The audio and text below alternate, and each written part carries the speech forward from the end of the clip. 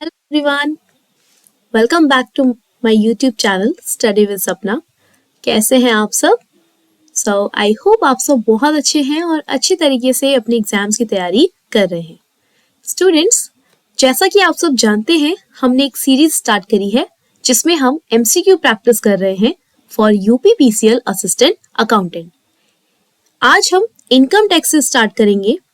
इससे पहले हमने ऑडिटिंग कंप्लीट किया है। ऑडिटिंग के 3 लेक्चर्स में हमने बहुत सारे एमसीक्यूज को सॉल्व किया है।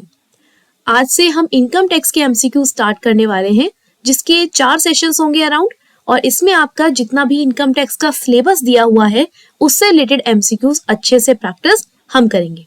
ठीक है, उम्मीद करती हूँ कि आपने ऑडिटिंग के लेक्चर्स देखे हैं, उन्हें अच्छे से पढ़ा है, समझा है और एमसीक्यूज को रिवाइज किया है।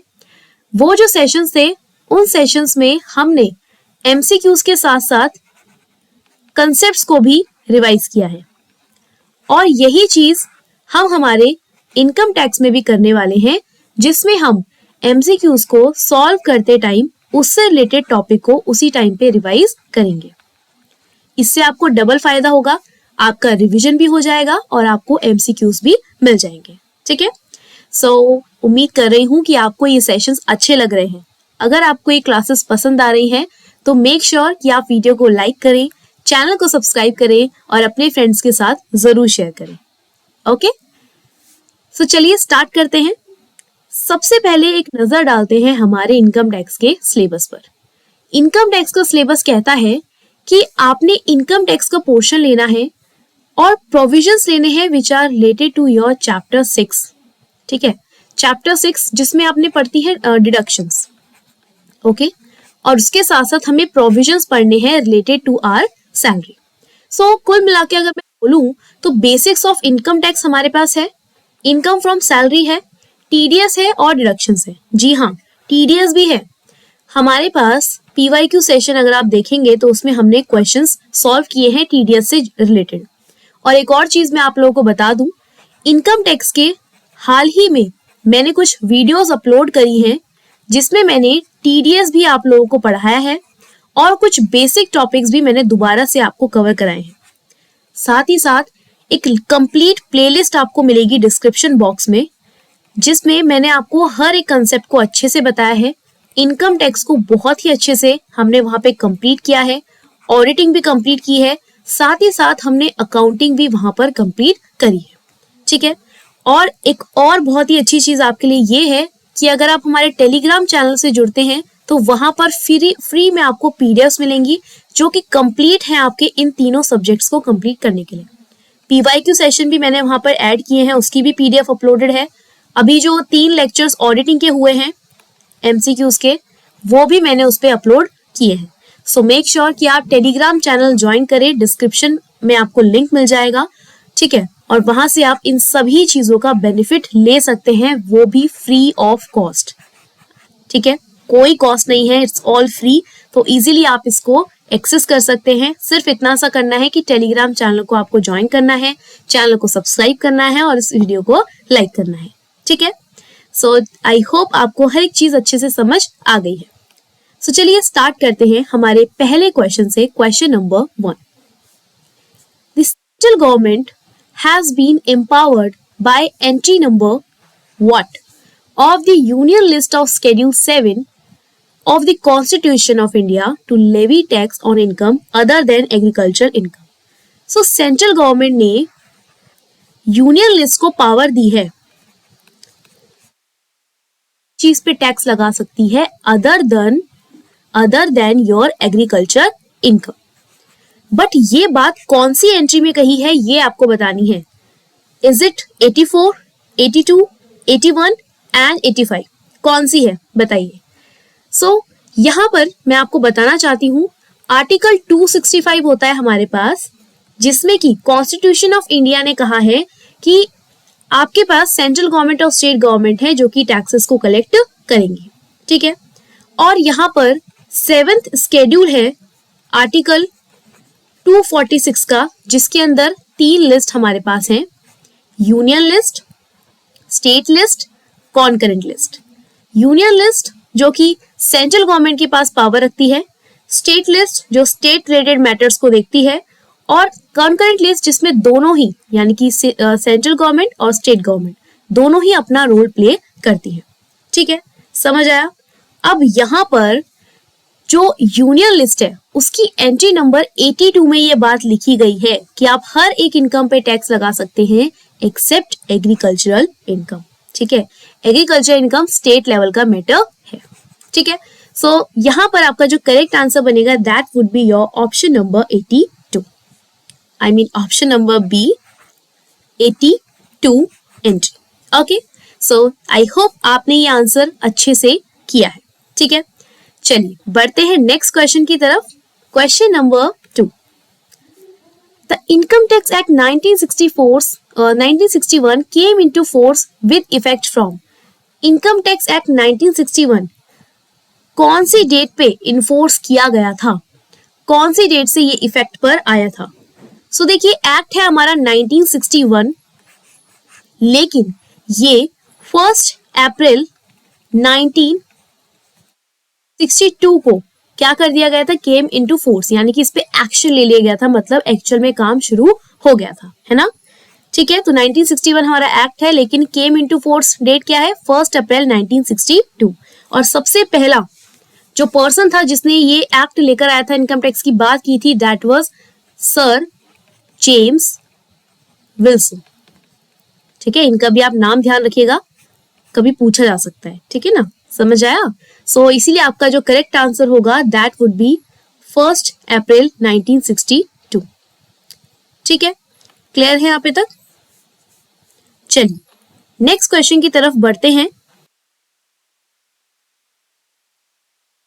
नेक्स्ट क्वेश्चन है हमारा question number 3, circulars and notifications are binding on the. किस पे बाइंडिंग होते हैं? देखिए, आपने कंपोनेंट्स पढ़े हैं इनकम टैक्स के, 5 कंपोनेंट्स हमारे पास होते हैं। पहला तो है हमारा एक्ट, है ना, इनकम टैक्स एक्ट, जो कि कब आया, 1 अप्रैल 1962 को। सेक्शंस है इसमें 1 से 298 तक सेक्शंस हैं, 14 स्केड्यूल्स हैं और 23 चैप्टर्स हैं। दूसरा कंपोनेंट आता है आपका annual finance act, annual finance act.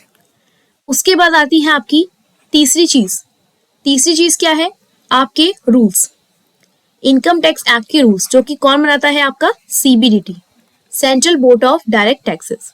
Next आते हैं आपके सर्कुलर्स एंड नोटिफिकेशंस, ठीक है, जो कि आपकी सेंट्रल गवर्नमेंट या फिर आपकी जो सीबीडीटी है वो इशू करती है। 5th आते हैं आपके लीगल डिसीजंस, यानी कि जो भी कोर्ट्स केसेस होते हैं। ठीक है, अब यहां पर circulars and notification are binding on the. Circular and notification किस पे बाइंड किए जाते हैं? सो ऑप्शन नंबर डी, देखिए ढंग से देखिएगा इस क्वेश्चन को। Circulars and notifications are binding on the, किस पे बाइंड किए जाते हैं? देखिए, कौन इशू करता है, सीबीडीटी इशू करता है, तो जिस पे इशू करो उसे बाइंड तो कर नहीं सकते ना, एक अथॉरिटी है। तो देखो, ये जो सर्कुलर्स एंड नोटिफिकेशंस होते हैं ना, ये जितनी भी इनकम टैक्स अथॉरिटीज होती हैं उन पर बाइंड किए जाते हैं। ठीक है, सो ऑप्शन डी आपका करेक्ट आंसर होगा, सर्कुलर्स एंड नोटिफिकेशंस, यानी कि जैसे कोई अपडेट देना हो, है ना, तो ये सारी चीजें किसमें आती हैं, आपकी इनकम टैक्स अथॉरिटीज को बाइंड कराती हैं। ठीक है, समझ आया, क्लियर है। नेक्स्ट क्वेश्चन है question number 4, income tax is charge in. Income tax कौन से ईयर में चार्ज किया जाता है? देखिए, हमारे पास फाइनेंशियल ईयर है, असेसमेंट ईयर है, प्रीवियस ईयर है। प्रीवियस ईयर होता है जिस ईयर में आप इनकम को अर्न करते हैं। ठीक है, प्रीवियस ईयर जिसमें आप इनकम को अर्न करते हैं। असेसमेंट ईयर जिसमें आप इनकम को टैक्सेबल करते हैं। ठीक है, जिसमें आप इनकम को टैक्सेबल करते हैं। फाइनेंशियल ईयर होता है जो कि आपका प्रीवियस ईयर भी हो सकता है, दोनों इक्वल भी हो सकते हैं। ठीक है, सेम चीज। असेसमेंट ईयर जिसमें आप टैक्स करते हैं, अपनी इनकम पे टैक्स लगाते हैं, तो इनकम टैक्स इज चार्ज्ड इन। तो भाई कौन सी इनकम टैक्स, मतलब जो इनकम टैक्स है वो किस ईयर में चार्ज किया जाएगा? Obviously it's option number B, क्योंकि आप प्रीवियस ईयर में पैसा कमा रहे हैं, उस पैसे पे आप टैक्स कब भर रहे हैं? अपने असेसमेंट ईयर पे टैक्स भर रहे हैं, जिसमें आपको पता चल रहा है कि अच्छा ये हमारी इनकम है, इस पे हमें टैक्स भरना है ना। सो ऑप्शन नंबर बी यहाँ पे आपका करेक्ट आंसर हो जाएगा। Next question, question number 5th, a person includes, section 2 subsection 31 में पर्सन्स में 7 लोग आपको दिखाई देंगे, individual, HUF, company, firm, AOP BOI, local authority and AJP. So 1 2 3 4 5 6 7 persons हैं 2 सबसेक्शन 31 में. ठीक है, तो किस में दिख रहे हैं सारे सबसे ज्यादा पर्सन्स? यहाँ पर. सो ये आपका ऑप्शन नंबर डी होगा. ठीक है. Question number 6, as per 231 who is not included in the definition of person. Person की डेफिनेशन में कौन इंक्लूड नहीं है? देखो, इंडिविजुअल आता है, HUF आता है, कंपनी आती है, बट एक माइनर नहीं आता है ना, एक माइनर नहीं आता. Okay, so as per section 2 subsection 31 में डेफिनेशन ऑफ पर्सन में कौन नहीं आता? माइनर नहीं आता. सो ऑप्शन नंबर डी यहाँ पे आपका करेक्ट आंसर हो जाएगा. ठीक है, समझ आया? Next question, question number 7, every SSC is not a person. अब इसे कंप्लीट करना है हमें. Every SSC is not a person, her SSC person नहीं है, लेकिन अब आगे कंप्लीट करेंगे इसे हम. देखो, SSC कौन है? अगर मैं सिंपली टैक्स पेयर. ठीक है, सो हर एक SSC एक पर्सन है, मतलब जो भी इंसान टैक्स पे कर रहा है वो इन 7 कैटेगरीज में कहीं ना कहीं लाई करेगा, जो भी मैंने आपको पॉइंट्स बताए पिछले स्लाइड पे, है ना. लेकिन जरूरी नहीं है कि ये जो पर्सन लाई कर रहा है वो हमेशा एक टैक्स पेयर हो, एक SSC हो. ठीक है, so every person need not to be an SSC. जरूरी नहीं है कि पर्सन टैक्स पेयर हो. अब सपोज कीजिए मैं एक इंडिविजुअल पर्सन हूं, मैं एक पर्सन हूं, मतलब पर्सन की लिस्ट में आती हूँ, बिल्कुल आती हूँ. ठीक है, तो एक SSC मतलब कि अगर मैं टैक्स पे करती हूँ तो इसका मतलब मैं पर्सन हूँ. लेकिन जरूरी है क्या कि मैं एक इंडिविजुअल हूँ, मैं एक पर्सन कैटेगरी में आती हूँ तो मैं एक SSC भी हूँ? ऐसा जरूरी है कि मैं टैक्स पे करती हूँ? हो सकता है मेरी बेसिक लिमिट ही क्रॉस ना होती हो, तो कैसे मैं टैक्स पेयर बनूं, है ना. So every SSC is a person, हर एक SSC एक पर्सन है, बट जरूरी नहीं है कि हर एक पर्सन एक SSC बने. इसलिए ऑप्शन बी यहाँ पे आपका करेक्ट आंसर हो जाएगा. ठीक है, समझ आया? क्लियर है? अच्छा, नेक्स्ट क्वेश्चन की तरफ चलते हैं. Question number 8, assessment year. Assessment year क्या है? मैंने अभी आपको बताया, ऐसा ईयर जिसमें आप इनकम को जो भी आपने अर्न करी है प्रीवियस ईयर में उसे टैक्सेबल करते हैं असेसमेंट ईयर में, है ना. नेक्स्ट ईयर पे आप उसे क्या करते हैं? टैक्सेबल करते हैं. ठीक है, सो असेसमेंट ईयर क्या है? Assessment year can be a period of, it is a period of only 12 months. ध्यान रखिएगा.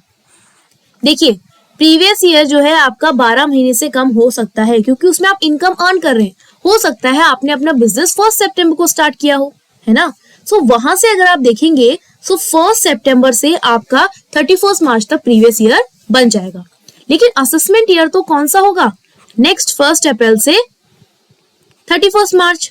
ठीक है, सो असेसमेंट ईयर जो होता है ये आपका previous year, sorry, assessment year जो होता है वो आपका 12 मंथ्स का पीरियड होता है. ठीक है, समझ आया? तो जिसमें आप इनकम अर्न करते हैं वो आपका होता है प्रीवियस मंथ, प्रीवियस ईयर, जो 12 इयर्स भी हो सकता है और उससे कम भी हो सकता है, लेकिन असेसमेंट ईयर एक 12 मंथ्स का पीरियड होता है. ठीक है, समझ आया? क्लियर है? सो असेसमेंट ईयर आपके 2 सबसेक्शन 8 के अंदर आता है, इसको ध्यान रखिएगा. ऑप्शन नंबर सी आपका करेक्ट आंसर बनेगा. क्लियर? नेक्स्ट क्वेश्चन है question number 9, municipality of Delhi falls under dash category of person. Municipality of Delhi कौन से कैटेगरी में आती है पर्सन की? क्या ये आर्टिफिशियल जुरिडिकल पर्सन है? नो. क्या ये एक लोकल अथॉरिटी है? यस. क्या एक इंडिविजुअल है? No. Is it association of person? No. So municipality of Delhi क्या है? एक लोकल अथॉरिटी है, इसलिए ऑप्शन नंबर बी यहाँ पे आपका करेक्ट आंसर हो जाएगा. ठीक है, समझ आया? क्लियर है आपको?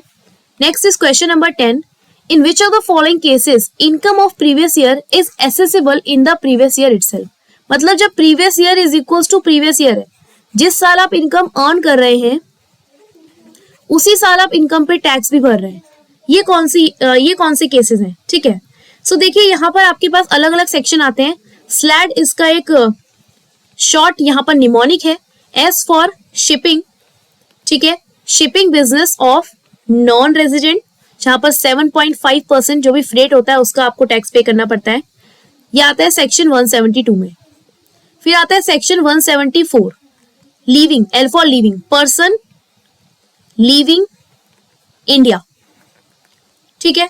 फिर आता है आपका सेक्शन 174A, जिसमें आपने एओपी या फिर कोई बॉडी ऑफ इंडिविजुअल बनाई थी।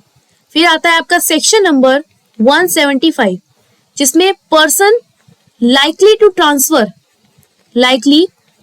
ट्रांसफर प्रॉपर्टी, क्यों बना रहा है, प्रॉपर्टी क्यों ट्रांसफर कर रहा है, टू अवॉइड टैक्स को अवॉइड करने के लिए। ठीक है, सो पहला ए है आपका एओपी बीओआई और दूसरा ए है आपका अवॉइड टैक्स।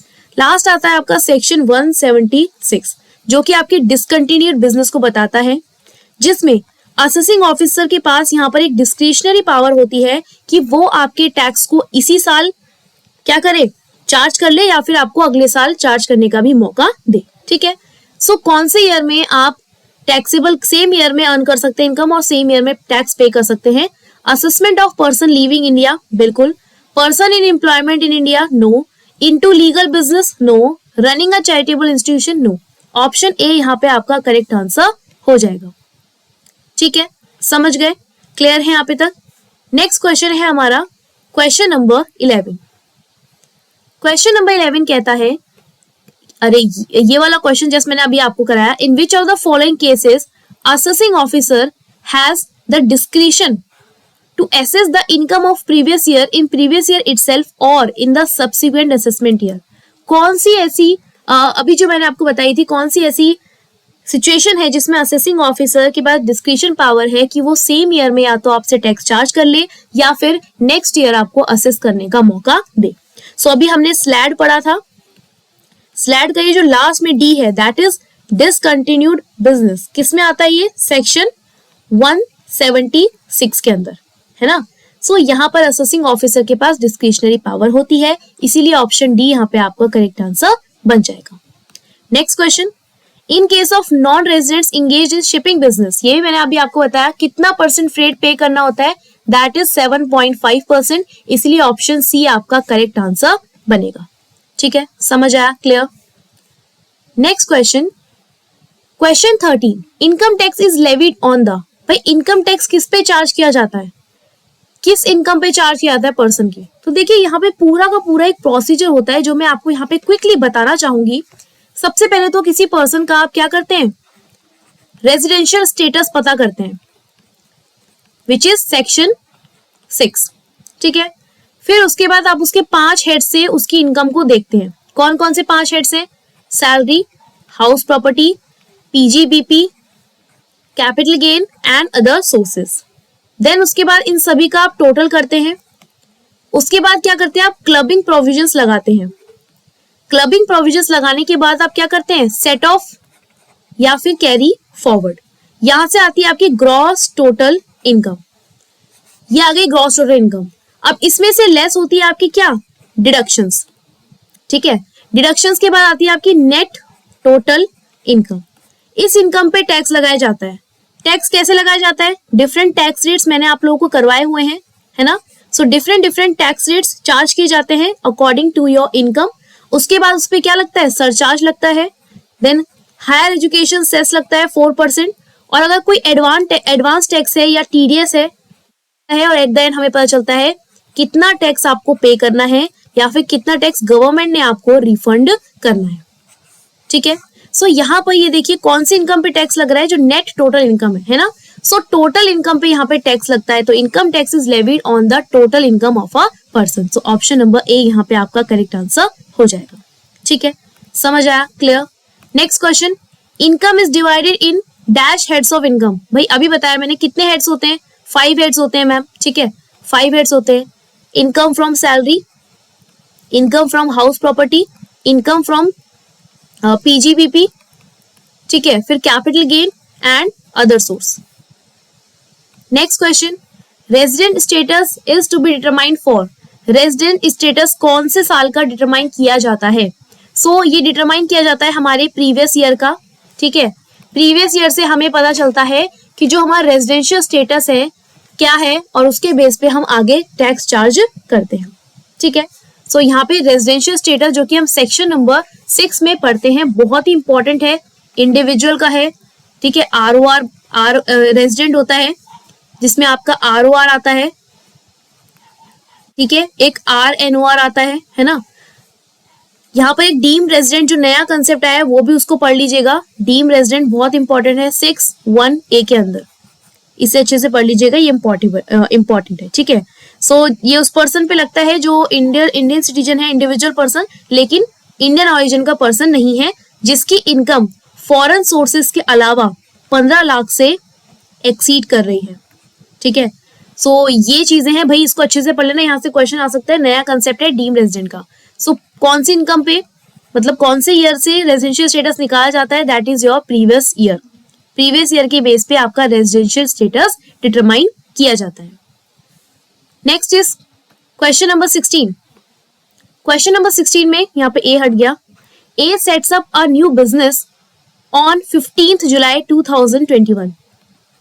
15 जुलाई 2021 को इन्होंने नया बिजनेस स्टार्ट किया है, ठीक है, और ही कमेंस्ड हिज बिजनेस फ्रॉम 1 फरवरी 2022। 1 फरवरी 2022 से ये अपना बिजनेस स्टार्ट कर रहे हैं। सेटअप कब हो गया? 15 जुलाई 2021 को हो गया, लेकिन इन्होंने कमेंस कब किया बिजनेस? 1 फरवरी 2022 से किया, ठीक है। आपको ये बताना है कि इनका पहला प्रीवियस ईयर कौन सा होगा। आप देखो, आप बोलोगे कि मैम काम तो यहाँ से शुरू हुआ है ना, कमेंस्ड यहाँ से हुआ है, तो यहाँ से हम क्या करते हैं, अपना प्रीवियस ईयर स्टार्ट करते हैं। लेकिन नहीं, कंपनी ऐसे ही नहीं बनती, बिजनेस ऐसे ही नहीं बनता, पहले बहुत सारी चीजें उसमें होती है ना। सो जिस दिन आपने अपने बिजनेस को सेटअप किया है उसी दिन से आपका प्रीवियस ईयर इंक्लूड होना शुरू हो जाएगा, ठीक है। सो यहाँ पे 15 जुलाई से लेकर 31 मार्च जो है आपका करेक्ट टाइम बनेगा। सो ऑप्शन नंबर डी आपका यहाँ पे करेक्ट आंसर होगा, ठीक है। समझ आया? क्लियर है? आई होप अच्छे से आप कंसेप्ट्स को समझ पा रहे हैं। नेक्स्ट क्वेश्चन है हमारा, अगर टोटल इनकम एक पर्सन की कंप्यूट की गई दैट इज इतना 12,50,794 रुपए, ठीक है। सो टोटल इनकम अगर राउंड ऑफ करेंगे तो कितना लिया जाएगा? आपको पता है टोटल इनकम जो है राउंड ऑफ की जाती है अराउंड ₹10, ठीक है। पता है ना ये चीज हमको कि अराउंड ₹10 टोटल इनकम को राउंड ऑफ किया जाता है, ठीक है। सो यहाँ पर देखिए राउंड ऑफ जब आप करेंगे इसको कितना है 794, है ना। सो 94 को देखिए, 94 10 के कितना पास है? क्या ये 100 बनने के पास है या फिर ये 90 बनने के ज्यादा पास है? भाई 90 बनने के ज्यादा पास है ना। सो यहाँ पर कितना आएगा आपका आंसर? 12,50,790। इतना आप इसको क्या करेंगे? इतना आप इसको राउंड ऑफ करेंगे, ठीक है। समझ आया? क्लियर है? सो ये है हमारा ऑप्शन नंबर ए आपका बिल्कुल करेक्ट आंसर, ठीक है। तो इसी के साथ हमारे क्वेश्चंस कंप्लीट होते हैं और प्लीज कमेंट बॉक्स में जरूर कमेंट कीजिए, बताइए कितने क्वेश्चंस आपके सही थे। मैं पिछले तीनों वीडियोस में लगातार बोल रही हूँ कि कमेंट करके बताइए आपके कितने क्वेश्चन सही थे, लेकिन कोई भी स्टूडेंट कमेंट नहीं करता है। अगर आपका इस तरह से रिस्पॉन्स रहा तो शायद ही कोई मोटिवेशन बन पाएगा जिसमें मैं आपके लिए वीडियोस बना पाऊंगी। सो प्लीज जरूर कमेंट करके बताइए कि कितना आपने स्कोर किया है आउट ऑफ 17, ठीक है। आई गेस 17 क्वेश्चंस थे, हाँ 17 में से आपने कितना अच्छा स्कोर किया है, ठीक है। सो उम्मीद करती हूँ आपको ये क्वेश्चंस पसंद आए हैं, अच्छे से हमने जो टॉपिक्स उन्हें रिवाइज भी किया है। नेक्स्ट लेक्चर में मैं रेजिडेंशियल स्टेटस के क्वेश्चंस ऐड करूंगी और जो टैक्स रेट से रिलेटेड क्वेश्चंस हैं उनको ऐड करूंगी, ठीक है। सो सबसे पहले आपको कमेंट बॉक्स में कमेंट करना होगा कितना स्कोर आज आपने अचीव किया है, ठीक है। उसी के बेस पर मैं आगे आपके लिए वीडियोस बना पाऊंगी। अगर आप चाहते हैं इसी तरीके से आपके लिए वीडियोस आती रहे सो जरूर कमेंट किया कीजिए, उससे मुझे ही पता चलता है कि आपको कैसा पसंद आ रहा है और कैसा नहीं, ठीक है ना। सो चलिए नेक्स्ट वीडियो में मिलेंगे, आगे कंसेप्ट्स को हम देखेंगे, रिवाइज करेंगे और एमसीक्यूज को भी सॉल्व करेंगे। I'll see you in the next video. Please make sure आप वीडियो को लाइक कर रहे हैं, चैनल को सब्सक्राइब कर रहे हैं और अपने फ्रेंड्स के साथ शेयर कर रहे हैं। पीडीएफ चाहिए तो टेलीग्राम चैनल के साथ जुड़ जाइए, डिस्क्रिप्शन में आपको लिंक मिल जाएगा। I'll see you in the next video. Bye bye students. Take care of yourselves.